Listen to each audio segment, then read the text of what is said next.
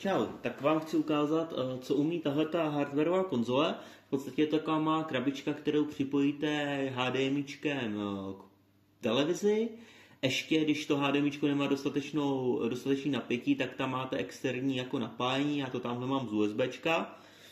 Spustí se vám to, jak můžete vidět to hlavní menu, je tady v podstatě emulace různých starých konzolí, od Nintendo přes Game Boye, Segu, Amigu, Atari, jo, je toho tady celá řada, PSPčko, PlayStation. Když si takhle zvolíte prostě nějakou tu konzoli, tak vám tady vyskočí vždycky jakoby menu, co to nabízí za hry, máte k tomu tady nějaký detail, i ukládá si to třeba kolik jste tam nahráli času, vidíte, jestli tam je prostě, jestli to je pro 2 lidi, někdy k tomu je nějaký popis a tak. Já jsem se bál, aby to nebylo podobné jako třeba starý ty hry z tržnic od Vietnamců, kde prostě to napíše, že tam máte 1000 her, ale reálně tam máte 5 her, které jsou různé modifikace.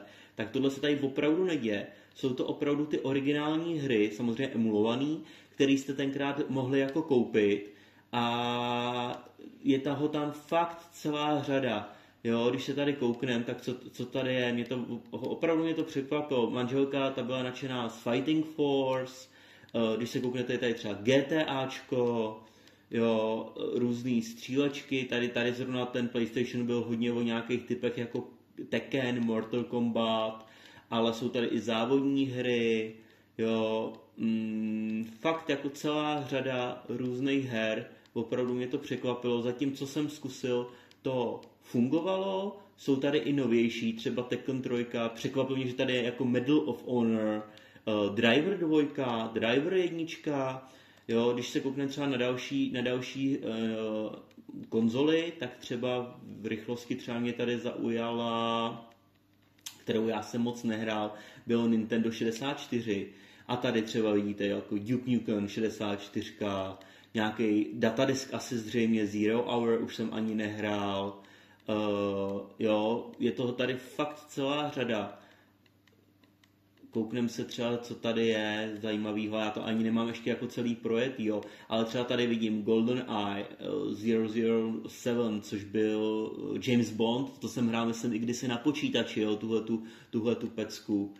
Fotbálek, hráli jsme s Kubíkem už nějaký NHLko, možná ho tady někde uvidíme, myslím, že to tady bylo, jo, Mario Kart 64, to byla taky hra, kterou jsme hráli, Mission Impossible, jo, je toho tady celá řada, Mortal Kombat, NASCARy, sportovní hry, NBA tady je, NFLko, NHLko, jo, všechny tyhle ty hry tady jsou. Myslím, že jsem tam viděl, a to jsem byl teda moc překvapený, třeba, a na to se těším, Tony Hawk Pro Skater, myslím, že byl taky na Nintendo, schválně zkusíme najít, tady jenom proklikám, abyste viděli, co tady je, jo, nějaký Spider-Man, Kubík už hrál asi dva Spider-Many, vydržte, já jsem tady se překlik, Game Boy, musím znova najet na to Nintendo, teď jsem z toho omylem vyjel.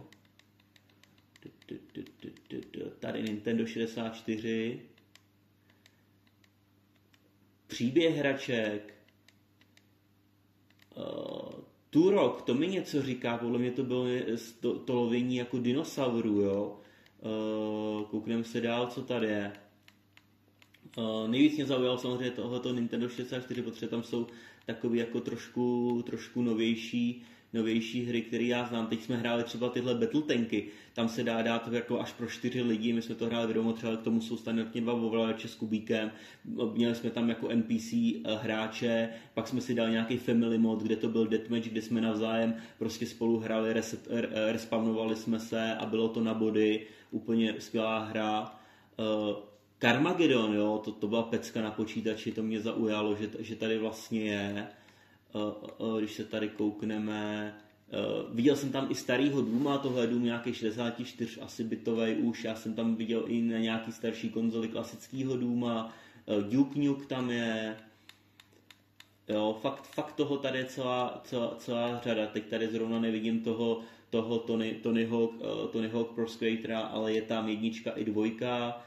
Samozřejmě třeba Game Boy Color, tak tam jsem viděl, že tam byly klasický takový, co tam bylo nejhranější na tom Game Boy, tak jsou tady všechny ty různé verze jako Pokémonů. Taky jsme to hráli, no, má příběh, kde to uložit, všechno tohle to funguje.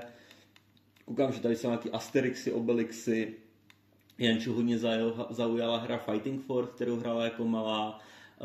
Pak jí zaujala hra Golden Axe, kterou já zase znám, ale nikdy jsem ji nehrál. Jo, z těch konzolů, možná z těch starších, jo, tak třeba ty Segy, jo. Tady, když se koukneme, třeba Sega Genesis, to jsem taky nehrál. A tady jsou takový ty starý hopsačky. Myslím, že se tam zahlídl třeba Contra. Jo, fakt, když se toho kouknete, tak je to tady jako celá řada, samozřejmě vždycky liší se to. Aladina, toho jsem třeba já hrál, jo.